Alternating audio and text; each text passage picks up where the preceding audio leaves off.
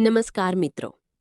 આજે આપણે સફર કરવા જઈ રહ્યા છીએ ભારતના એક ઐતિહાસિક અને સાંસ્કૃતિક શહેરમાં, જૂનું અમદાવાદ, જ્યાં દરેક ગલી, દરેક દીવાલ અને દરેક પોળ પોતાની એક અનોખી કહાની કહે છે.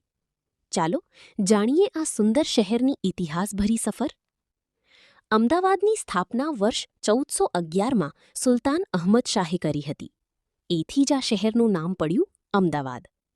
આ શહેર સાબરમતી નદીના કાંઠે વસેલું છે અને લાંબા સમયથી વેપાર, સંસ્કૃતિ અને શિક્ષણનું મહત્વનું કેન્દ્ર રહ્યું છે. જૂનું અમદાવાદ માત્ર એક શહેર નથી, પરંતુ એક જીવંત વારસો છે. જૂના અમદાવાદની ઓળખ તેની સુંદર પોળ્સ છે. પોળ એટલે એક જ સમુદાયના લોકો સાથે રહેતા જૂના ગલીઓ અને ઘરોનો સમૂહ. અહીં આજે પણ લાકડાના સુંદર નકશીકામવાળા ઘરો જોવા મળે છે. સાંકડા રસ્તાઓ, નજીકનું જીવન અને લોકો વચ્ચેની એકતા અહીંની ખાસિયત છે. રાત્રે દીવાઓની રોશનીમાં આ પોળ્સ એક અલગ જ જાદુ જેવી લાગણી આપે છે. જૂના અમદાવાદમાં અનેક ઐતિહાસિક દરવાજાઓ પણ છે, જેમ કે દિલ્હી દરવાજો અને ખમાસા દરવાજો. આ દરવાજાઓ એક સમયે શહેરની સુરક્ષા માટે બનાવવામાં આવ્યા હતા. આજે પણ એ આપણને જૂના સમયની યાદ અપાવે છે. અહીંના મહત્વના ઐતિહાસિક સ્થળોમાં ભદ્ર કિલ્લો આવે છે, જ્યાંથી શહેરનું શાસન શરૂ થયું હતું. જામા મસ્જિદ તેની સુંદર આર્કિટેક્ચર અને શાંતિપૂર્ણ વાતાવરણ માટે જાણીતી છે. અને સબરસામતી વિસ્તાર પાસે આવેલ એલિસ બ્રિજ પણ અમદાવાદની ઓળખનો એક ભાગ છે, જે જૂના અને નવા શહેરને જોડે છે. જૂના અમદાવાદની એક ખાસ ઓળખ છે સદી સૈયદની જાળી.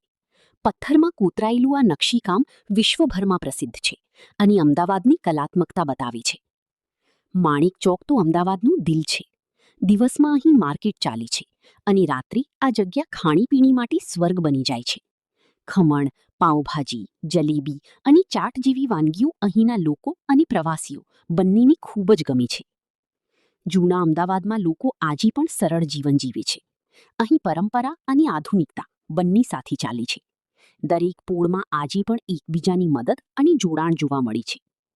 નજીકમાં આવેલ સાબરમતી આશ્રમ પણ અમદાવાદની ઓળખ છે, જ્યાં મહાત્મા ગાંધીજીએ જીવનનો મહત્વનો સમય વિતાવ્યો હતો. આ સ્થાન શાંતિ, સાદગી અને અહિંસાનો સંદેશ આપે છે. તો મિત્રો, આ હતી અમારી જૂનું અમદાવાદની એક સુંદર સફર.